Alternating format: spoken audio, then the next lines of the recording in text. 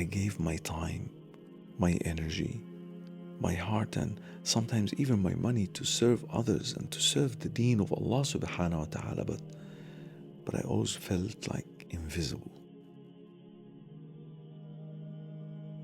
I then questioned myself, is it really worth it? But I waited. I did all what I can to do da'wah. And then Allah SWT later reminded me, it's not about them, it's about Him.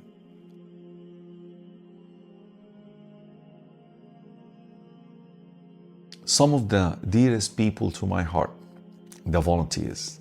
When Allah subhanahu wa ta'ala opened my heart to the path of da'wah, I was still ignorant and I didn't know much about how to conduct myself in terms of knowledge and conveying it and so on and so forth.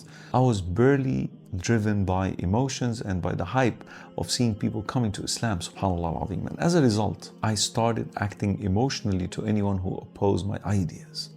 And this is where many of the da'is sometimes fall into. It's a trap that invites you to be pleased with what you do, and that if there is anyone else doing something different to achieve the same result, basically, you will oppose. So da'wah becomes something personal rather than doing it purely for the sake of Allah subhanahu wa ta'ala. So hold your horses, my dear volunteers. You are in the sight of Allah subhanahu wa ta'ala some of the best, if not the best, because most of the time the highlights and the cameras and the attention is on the person on the stage, but volunteers are usually unseen by the public, but you're never invisible in the sight of Allah subhanahu wa ta'ala.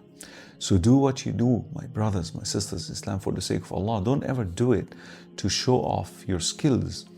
Use your skills rather to serve the deen of Allah subhanahu wa ta'ala.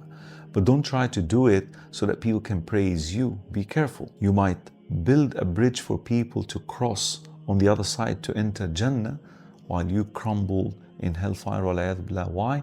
Because you care about your ego, yourself, than the da'wah, the message of Allah subhanahu wa ta'ala.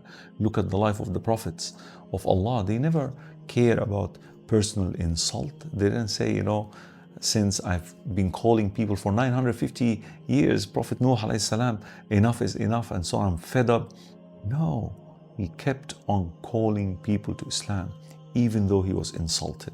And at the end, subhanAllah al-azim, Allah told us in the Quran, وَمَا آمَنَ مَعَهُ إِلَّا قَلِيلٌ. Only few people believed with him. Despite the number of years that he dedicated for da'wah, only few people became Muslims. And that example of Prophet Nuh alayhi salam can be measured on any other messenger and prophet of Allah subhanahu wa ta'ala. All of them faced hardship, insult, persecution of all types, yet they focused on the main message, calling people to Allah subhanahu wa ta'ala, fulfilling what Allah subhanahu wa ta'ala called them for.